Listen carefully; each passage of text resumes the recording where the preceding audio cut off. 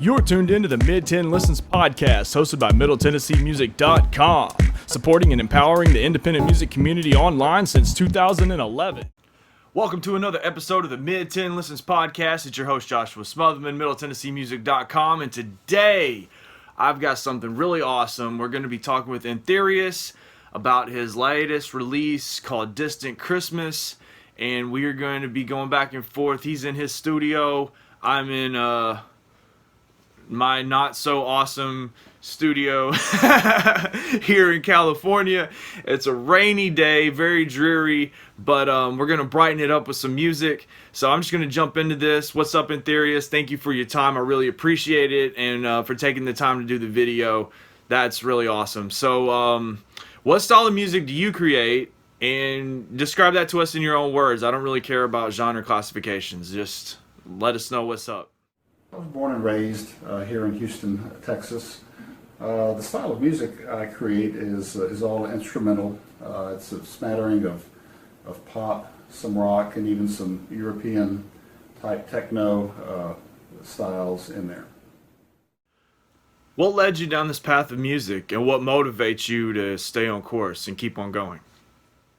I've had a long time love of popular music, and I've played the keyboards all of my life. I play by ear. I can hear the salient parts of music when listening to another song. And starting about the mid-late 80s, I challenged myself to actually try to not only compose music, but produce it. How is this new release different from things you've released in the past? Were you setting out to accomplish anything specific on this project? Well, Distant Christmas is an assortment of traditional songs as well as a few cover songs by other people. There's only one original composition, which is the title track, Distant Christmas, in this album. Whereas if you look at my prior work, they were albums, primarily all of my own original compositions.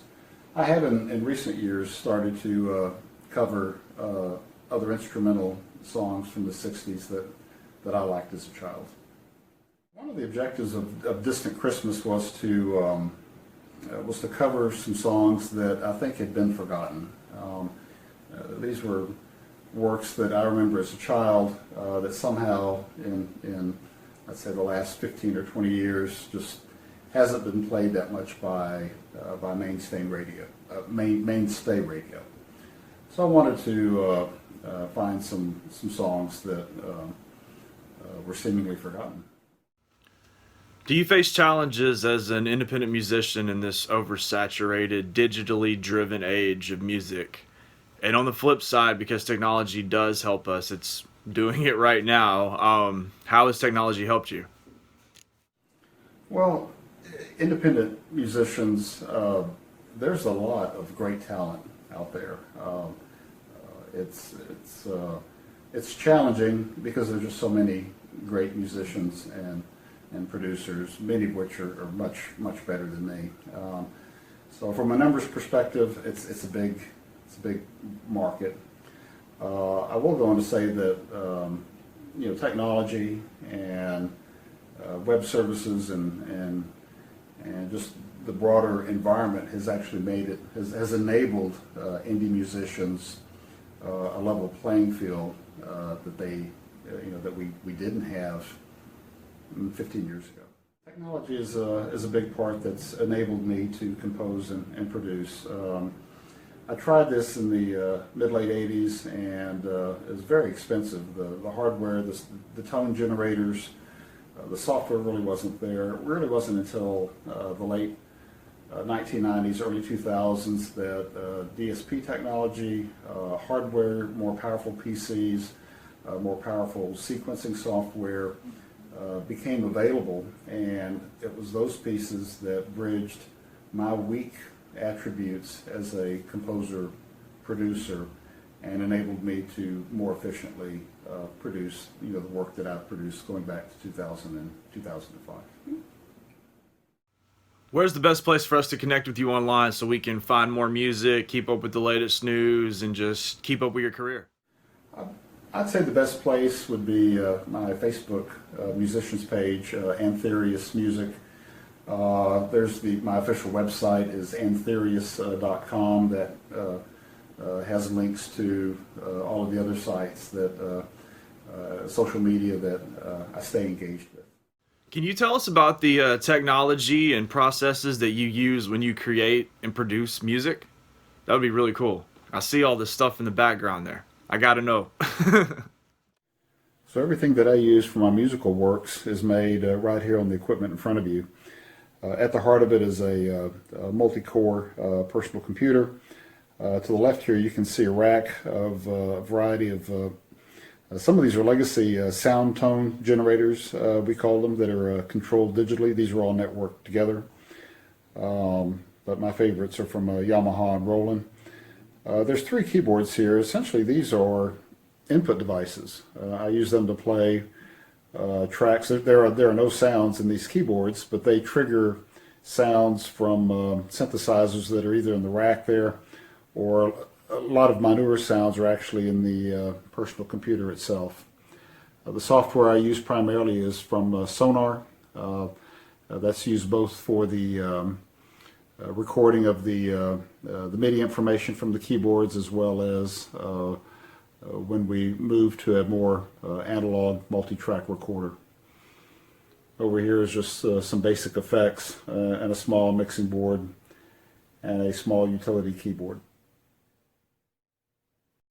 So here's where it starts. This is a song called Split String that I composed back in 2008. And you can see from the staff here just a few very simple singular notes. I'll perform this for you. So this is the lead instrument from Split String, very simple.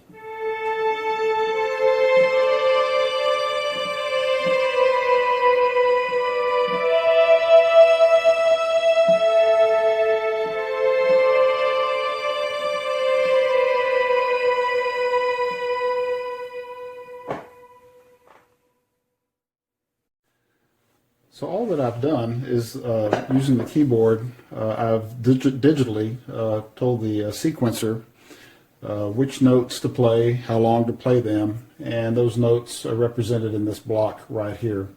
I can play it back and audition it by simply selecting it and letting it play the track.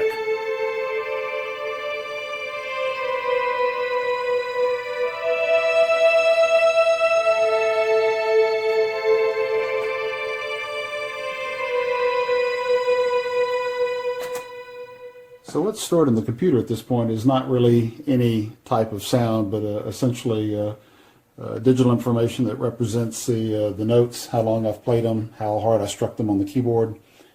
And again, auditioning it back, you can watch this. It's just another view of the same thing in real time.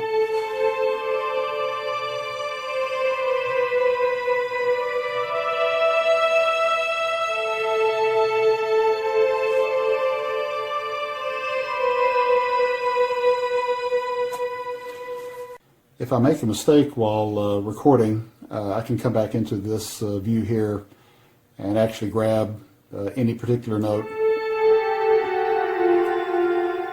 and move it, and that will correct it. So a completed song has upwards of 25 to 30 different tracks. After laying down the lead track, the main verse and chorus notes, I'll go back in and add percussion. These are my drum sounds here, snares, kicks, sleigh bells in this particular song, tambourines, and then, so it's an iterative process. I go back and I can listen to everything that I've recorded, just like you can in a multi-track recording, and I'll lay down the other instruments. Here we have 2 different kinds of bass guitars, John and portabass. I also came back in and layered in some more pads that go along with the lead, harpsichord. Over here is the string section, oboes, and a variety of other instruments, just whatever sort of strikes my fancy for the initial mix. So again, I'd like to emphasize, each of these tracks, when you listen to them individually, are really just a series of notes on a particular instrument, and they're generally very simple. So right here, you can hear the bass tracks. I've got a string bass and an electric bass guitar.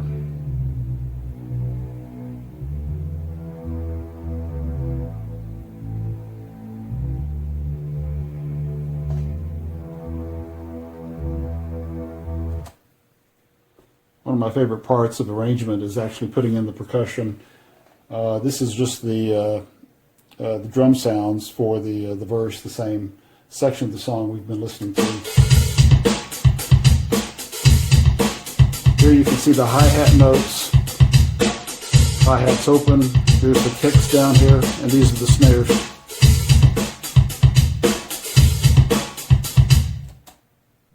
So after a while, and after a number of iterations, you'll end up with a bunch of MIDI tracks, which are, again, just electronic tracks that will play the instruments in the rack here, or the electronic synthesizer, which are just the notes.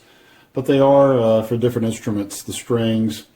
And at this point, they're not really analog yet. But when you've done sort of an initial mix, and it's kind of rough, you have to know that things will sound much better after you get past that. You run through a process that's known as bouncing, where you actually convert the sounds or the digital information itself in terms of the keys into what you can see here, which is actually a digital analog recording. This is actually a kick drum. But then from there, now it's got the makings of a digital multi-track recording. You've got some 20 or 30 tracks of actual digital audio that represent everything that could be in the final musical work. Another view that you can switch to in real time is essentially a console view. This is the board that you're familiar with seeing in a physical form, which is for every instrument there's actually a track. And for each of these tracks you can, of course, change panning, change the volume of the track, but it gets more sophisticated than that when you start adding in effects like reverberation, maybe equalization on a per track basis. All of these tracks roll together into what's known as buses, which again, on a production board, you can apply different sets of effects to complete the recording. So at this point, the recording is pretty much completed. It's completely mixed. We'll go back to that first track that I showed you, which is Glass Clouds. I'm going to solo it. This is track 29, and after we finish the verse, when it goes into the chorus, I'm going to unsolo it, and then you'll hear this same lead track played with all of the other instruments and the percussion that make up the song.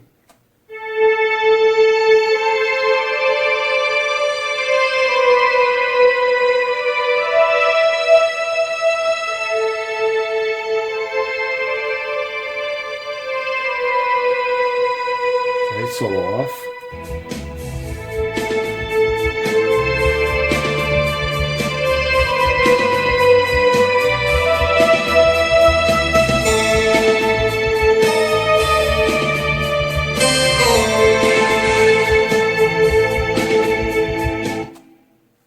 During the completion of this musical track, again, this is a split stream off the album 2008-03.